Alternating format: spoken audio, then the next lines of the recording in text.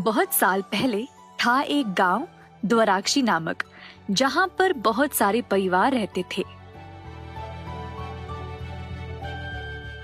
एक था रामेश्वर का परिवार। रामेश्वर के थे 3 बेटे।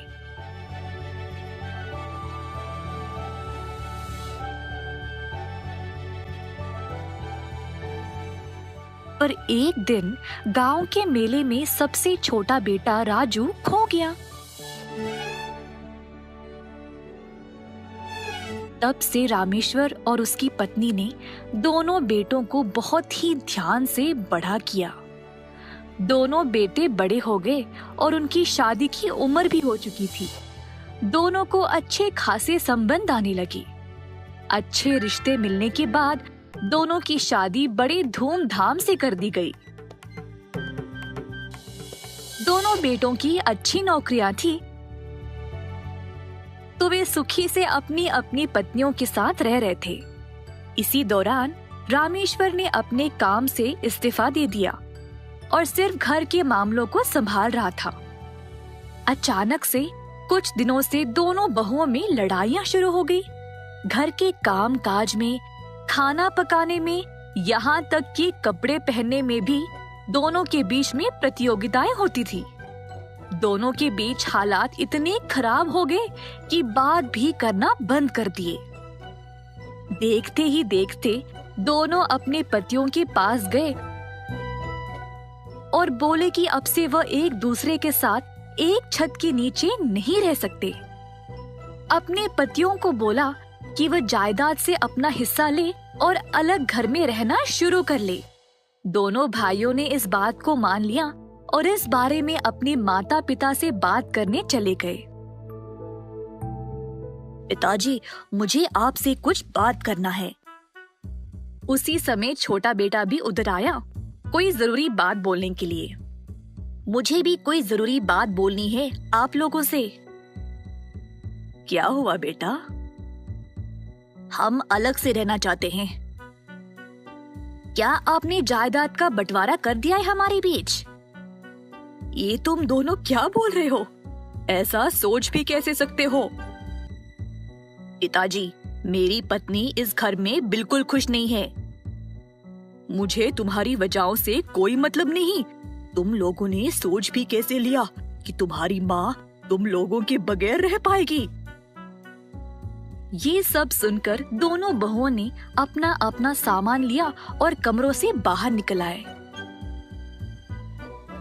सुनिए जी, इन लोगों के पास है भी क्या आप दोनों भाइयों में बांटने के लिए? चलिए चलते हैं।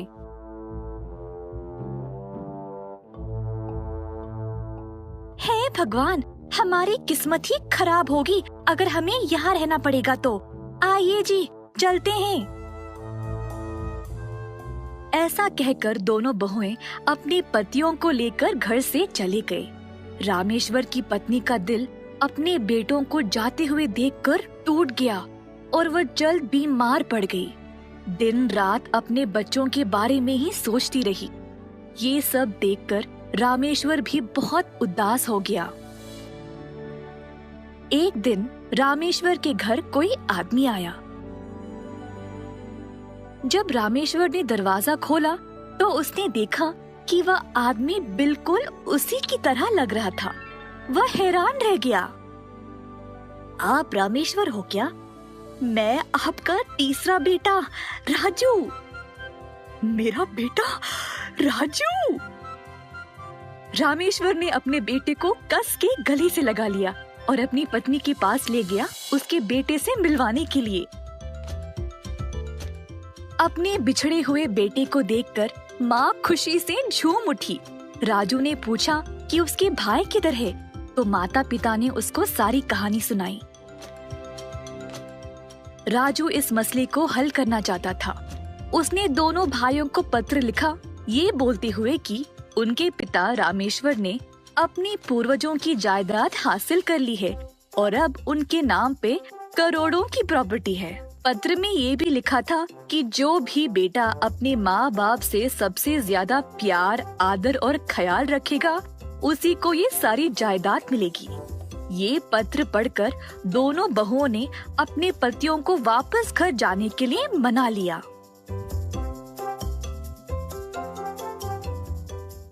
ओ पिताजी, आप इतने कमजोर पड़ गए। हाँ पिताजी, आपको पानी चाहिए क्या? आपने दवाई ली? दोनों बहुओं ने माँ बाप की पूरी सेवा की, उनका दिल जीतने के लिए। दोनों भाइयों ने देखा कि कैसे उनकी पत्नियां इतना नाटक कर रही थी और हैरान रह गए। फिर दोनों भाई भी मिलकर अपने माता पिता की सेवा में लग गए। उसी समय राजू घर आया। माँ, पिताजी। बड़े भाई और उनकी पत्नियां राजू को देखकर हैरान रह गए। राजू सबको देखकर खुश हो गया कि उसकी योजना काम कर गई। उसने अपने भाइयों को गले से लगा लिया और वो भी राजू को देखकर खुश थे। दोनों बहुएं मन लगाकर मेहनत करने लगी। उनकी मेहनत देखकर भाइयों ने भी उनकी मदद की।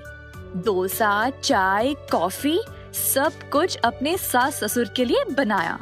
दोनों ने घर का सारा काम संभाला बिना किसी झगड़े के, ताकि उनको जायदाद में से हिस्सा मिल जाए। ये सब कुछ माँ, पिता और 3 भाइयों के लिए कुछ नया था। कुछ दिनों बाद पत्नियां अपने पतियों से पूछने लगी कि अब जायदाद का बंटवारा कब होगा। दोनों बेटे गए अपने पिता से सवाल करने के लिए। मैं अपनी सारी जायदाद अपने सबसे छोटे बेटे राजू को दूंगा।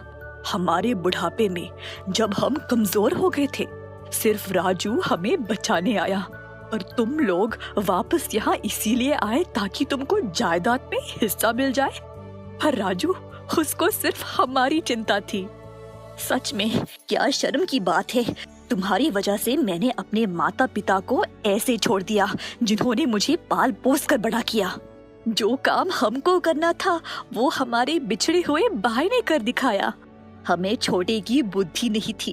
पिताजी, अब से हम भी आप दोनों का ख्याल रखेंगे और आपको कभी नहीं छोड़ेंगे। हमें जायदाद में से हिस्सा मिले या नहीं, तब भी हम आपको नहीं छोड़ेंगे। हमारी पत्नियों को हमारे साथ अगर रहना है तो रह सकती है, नहीं तो नहीं। बहुओं के पास अब कोई और रास्ता नहीं रहा, तो उन्होंने भी अपनी लड़ाई सुलझा ली और अपने सास ससुर से माफी मांग ली। उस दिन से दोनों बहुएं अच्छे से और खुशी से रहने लगे और अपने घर के बड़ों का आदर भी करने लगे। रामेश्वर का परिवार फिर से एक हो गया।